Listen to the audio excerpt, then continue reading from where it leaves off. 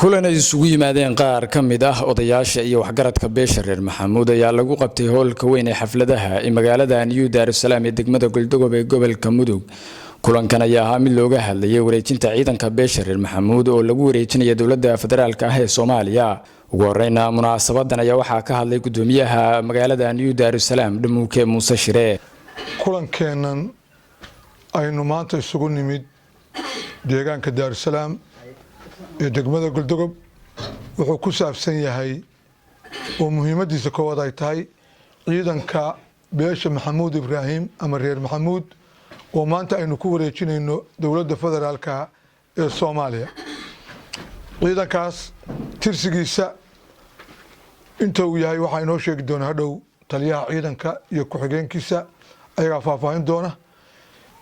qodobka labaad wuxuu inoo yahay furitaanka xafiiska waa adeegida bulshada deegaanka Dar es Salaam Galdogob Soomaaliya oo boorkiisu halkan dhabarkeena uu idinkaga muuqdo sida aad u jeedaan. insha Allah asaguna laga bilaabo maantay waa xafiis shaqeynaya oo la mid ah xafiisyadii hore looga furay gobolka Sanaag gaar ahaan degmada Baran iyo gobolka Mudug gaar ahaan degmada Galdogob. labadaasna waa taageereynaa. kanina waa xafiiskii saddexaad ee u adeegaya bulshada oo ku xiran si toos ah dawladda federaalka ah kana furan deegaamada Puntland. aad iyo aad baan u bogaadinayaa in beesha reer Maxamuud ay maanta noqoto qaybtii saddexaad ee furitaanka xafiisyadaas iyadoo ay labada xafiis oo ka horeeyay ay ahaayeen Baran iyo Galdogob ayna taageerayeen ayaguna ay maanta ku guuleysteen inay furaan xafiis u adeega shacabkooda kana turjuba danahooda kuna xira dawladda federaalka ee Soomaaliya. qodobkeena saddexaad waxa weeye taageero aynu u muujinayno dawladda federaalka ee Soomaaliya oo maanta aad la socotaan inay tahay dawladda kaliya ee dalka ka talisa. qodobka u dambeeya afraad waxa weeye haddii alla idmo isu soo bax aynu ku taageerayno qodobadeennan dhammaan aynu maanta halkan kaga hadlayno oo ah wareejinta ciidanka, furista xafiiska, taageerista dawladda. saddexdaa qodob banaanbax aynu ku taageerayno haddii alla idmo waa dhici doona maalinta khamiista oo bulshada dhan isugu soo bixi doontaa. sidoo kalena waxaa isna halkaasi ka hadlay Islaan Cabdi, Islaan Cali, Islaan Cumar iyo taliyaha ciidanka beesha reer Maxamuud Cabdi Fataax Goomey.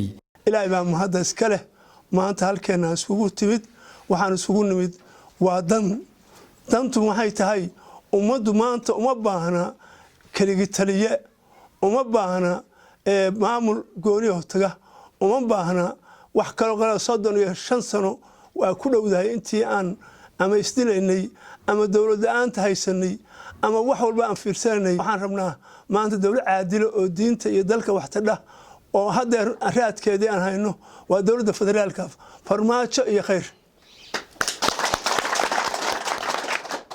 waxaan leenahay ha guuleysteen muslimkuna ha guuleysto. waxaan leenahay dawladda maanta jirto farmaajo wato khayrna madax ka yahay ee yahay ra'iisul wasaaraha ha noolaato. magacaygu waa Cabdi Fataax Maxamuud Barre. halkan waxaan kaga hadlaynaa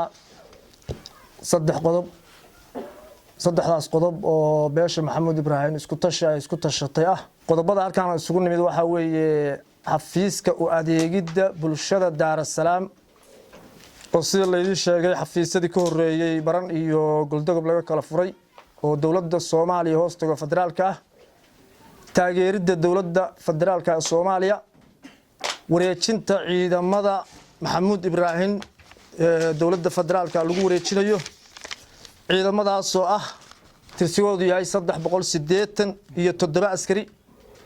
waxaan ku wareejinaynaa dawladda federaalka ah. waxaan rabnaa federaalnimo, waxaan rabnaa isku xirnaan. bismillaahir rahmaanir rahiim. magaca Ilaahay baan ku bilaabayaa waa sidii odayaashu u sheegeen.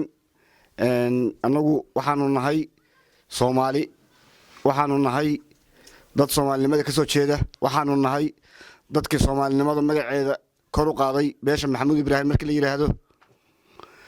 waxaan anagu raacaynaa wixii wax wanaagsan wada khayr iyo farmaajo aanu raacaynaa iyana wax wanaagsan raba sida odayaasha aan u niri ciidankii saraakiishan ku wareejinaynaa. Axmed Daahir Sahal Axmed Shaaciro raadiyaha iyo telefishinka SBC Bursaalax.